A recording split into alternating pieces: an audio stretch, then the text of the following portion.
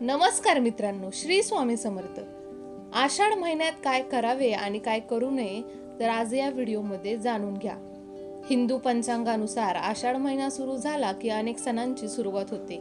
आषाढ महिना हा मराठी महिन्यातला चौथा महिना असून या काळात आषाढी एकादशीचा उत्साह असतो. आषाढ महिन्यात वारकरी संप्रदायासह अनेक भाविकांना वेड लागतात ते आपल्या विठू माऊलीच्या दर्शनाचे.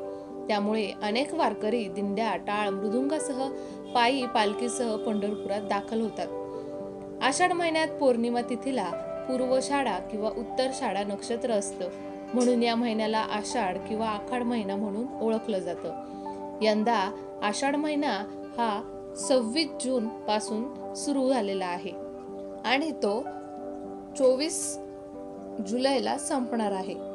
आषाढ महिना हा अनेक गोष्टींसाठी पवित्र आणि शुभ मानला जातो.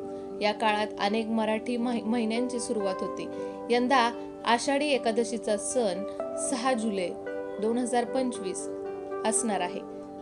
देवशयनी एकादशी असे देखील म्हटलं जातं. या महिन्यात देवशयनी एकादशी झाल्यानंतर श्री विष्णू निद्रावस्थेत जातात. त्यामुळे पुढील 4 महिने कोणतेही शुभ कार्य करण्यास वर्ज्य मानलं जातं. तसेच त्यानंतर चातुर्मास सुरू होतो. आषाढ महिना सुरू झाल्यानंतर काय करावे, काय करू नये तर आपण हे जाणून घेऊया. आषाढ महिन्यात करा ही कामे. पहिला आहे, आषाढ महिना हा पवित्र असल्याने रोज ब्रह्ममुहूर्तावर उठा. तसेच रोज सकाळी तुळशीला जल अर्पण करा. गायत्री मंत्राचा जप करा. दुसरं म्हणजे ओम नमो भगवते वासुदेवाय, ओम नमः शिवाय, ओम रामदूताय नमः, ओम कृष्णाय नमः आणि ओम रामाय नमः या मंत्राचं नामस्मरण करा.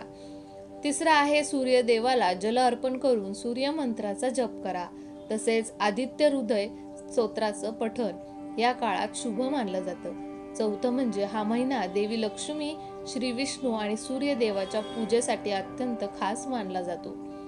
पाचवं म्हणजे या महिन्यात दान, यज्ञ, व्रत, देवतांची पूजा, पितरांची पूजा करणे शुभ मानलं जातं. सहावं आहे, या काळात पैसे, कपडे आणि धान्य दान केल्याने शुभ फले मिळतात.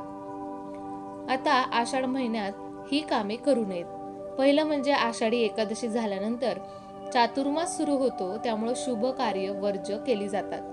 त्यासाठी विवाह किंवा इतर कोणतेही शुभ कार्य करणे टाळावे. पावसाळा सुरू झाल्यामुळे शिळे अन्न देखील खाणे टाळावे.